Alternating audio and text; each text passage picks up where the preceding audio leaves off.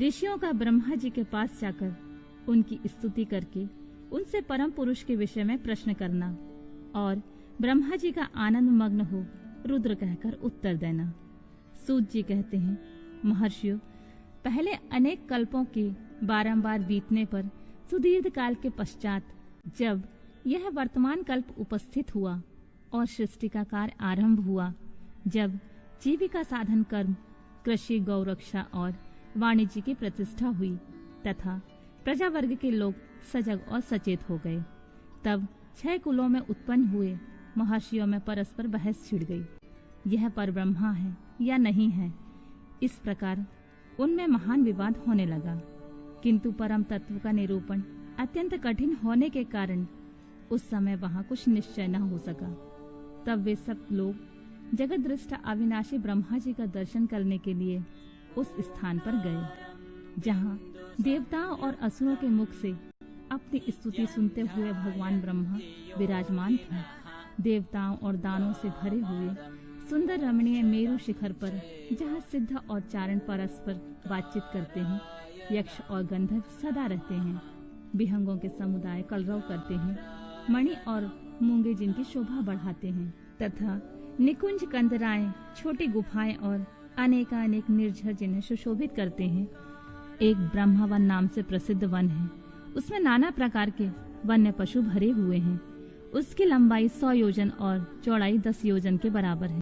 उसके भीतर एक रमणीय सरोवर है जो सुस्वादु निर्मल जल से भरा रहता है। वहाँ के रमणीय पुष्पित वृक्षों पर मत वाले भौरे छाए रहते हैं। उस वन में एक मनोहर एवं विशाल नगर है जो प्रातः काल के सूर्य की भांति प्रकाशित होता रहता है। वहाँ दुर्धर्ष शक्तियों से युक्त बलाभिमानी दैत्य, दानव तथा राक्षसों का निवास है। वह नगर तपाए हुए सुवर्ण का बना हुआ जान पड़ता है। उसकी 4 दीवारें और सदर फाटक बहुत ऊंचे हैं। छोटे बुर्जों, ढालू छतों, आवास स्थानों तथा सैकड़ों गलियों से उस नगर की बड़ी शोभा है। वह विचित्र बहुमूल्य वनमणियों से आकाश को चूमता हुआ प्रतीत होता है तथा कई करोड़ विशाल भवनों से अलंकृत है।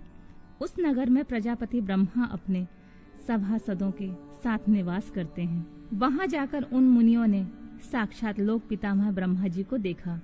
देवर्षियों के समुदाय उनकी सेवा में बैठे थे। उनकी अंग कांति शुद्ध स्वर्ण के समान थी।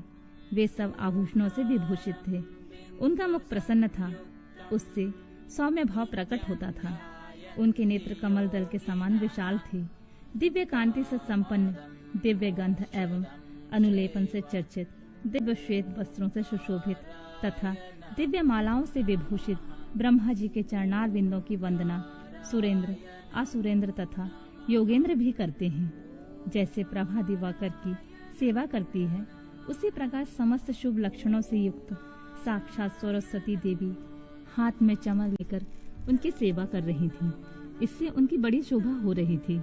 ब्रह्मा जी का दर्शन करके उन सभी महर्षियों के मुख और नेत्र खिल उठे। उन्होंने मस्तक पर अंजलि बांधकर उन सुरश्रेष्ठ की स्तुति की। ऋषि बोले, संसार के सृष्टि, पालन और संहार के हेतु 3 रूप धारण करने वाले आप पुराण पुरुष परमात्मा पर ब्रह्मा को नमस्कार है।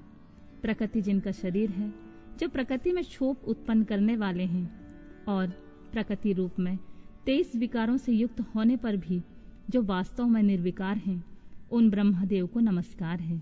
ब्रह्मांड जिनकी देह है, तो भी जो ब्रह्मांड के उदर में निवास करते हैं तथा वहां रहकर जिनके कार्य और कारण सम्यक रूप से सिद्ध होते हैं, उन ब्रह्मा जी को नमस्कार है। जो सर्वलोक स्वरूप तथा समस्त लोकों के सृष्टा हैं, जो संपूर्ण जीवों का शरीर से संयोग और वियोग कराने में हेतु हैं, उन ब्रह्मा जी को नमस्कार है। नाथ, पितामह, आपसे ही संपूर्ण जगत के सृष्टि, पालन और संहार होते हैं, तथापि माया से आवृत होने के कारण हम आपको नहीं जानते हैं। सूत जी कहते हैं, उन महाभाग महर्षियों की इस प्रकार स्तुति करने पर ब्रह्मा जी उन मुनियों को आनंद प्रदान करते हुए गंभीर वाणी में इस प्रकार बोले। ब्रह्मा जी ने कहा, महान तत्व गुण से संपन्न महाभाग महातेजस्वी महर्षियों, तुम सब लोग एक साथ यहाँ किस लिए आए हो?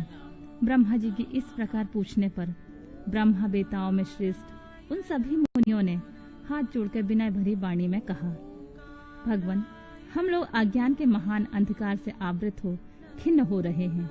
परस्पर विवाद करते हुए हमें परम तत्व का साक्षात्कार नहीं हो रहा है। आप संपूर्ण जगत का धारण पोषण करने वाले तथा समस्त कारणों के भी कारण हैं। नाथ, यहाँ कोई ऐसी वस्तु नहीं है जो आपको विदित ना हो। कौन ऐसा पुरुष है जो संपूर्ण जीवों से पुरातन, अंतर्यामी, उत्कृष्ट, विशुद्ध, परिपूर्ण एवं सनातन परमेश्वर है? कौन अपने अद्भुत क्रियाकलाप द्वारा सबसे प्रथम संसार की सृष्टि करता है?